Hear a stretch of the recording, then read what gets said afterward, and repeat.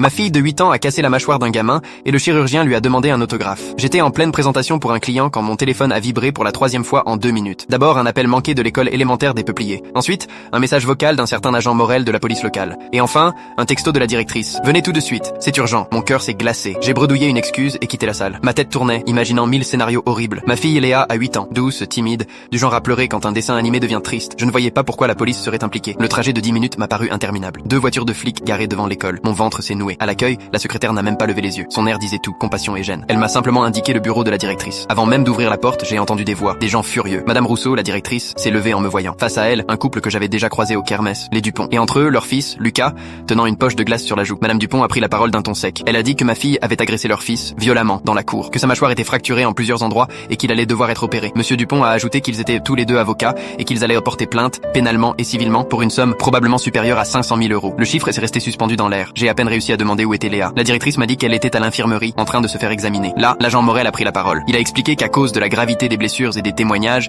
il devait emmener Léa au poste pour traitement du dossier. Traitement du dossier, comme s'il parlait d'une criminelle, mon enfant de 8 ans. Les Dupont se sont mis à parler en même temps, décrivant la scène comme une attaque violente et gratuite. Madame Dupont m'a même montré une photo sur son téléphone. La mâchoire de Lucas gonflée, tordue, affreuse. Mais Léa pèse à peine 20 kilos. Ça ne collait pas. J'ai demandé à la voir avant tout. La directrice a hoché la tête et m'a conduit vers l'infirmerie, l'agent Morel derrière nous. Je sentais les Dupont me fusiller du regard. En entrant, l'odeur du désinfectant m'a frappé. Léa était assise sur le lit, balançant les jambes, une poche de glace sur la main. Elle a levé les yeux vers moi, et dans son regard, pas de peur, plutôt une force tranquille, presque de la colère. Ses doigts étaient écorchés, les jointures rouges. L'infirmière a murmuré qu'elle n'avait pas dit grand-chose, juste demandé si Adam allait bien. Adam, mon fils, 4 ans, autiste, non-verbal. Il est dans le même établissement, en section spécialisée. Je me suis assis à côté d'elle et lui ai doucement demandé ce qui s'était passé. Elle m'a regardé droit dans les yeux et a dit ces 4 mots qui m'ont coupé le souffle. Lucas a frappé Adam. Elle a expliqué qu'elle avait entendu des pleurs derrière le cabanon, pendant la récré. En y allant, elle avait trouvé Lucas et 2 autres garçons autour d'Adam. Adam était par terre, en larmes. Lucas le filmait avec son téléphone. Les 2 autres rigolaient et le poussaient quand il essayait de se relever. Léa a crié d'arrêter. Lucas a ri, disant qu'il allait poster la vidéo sur TikTok. Adam le bébé pleureur devient viral. Quand Léa a voulu aider son frère à se relever, Lucas l'a bousculé. Puis il a donné un coup de pied à Adam, tout en filmant. Alors elle a attrapé son téléphone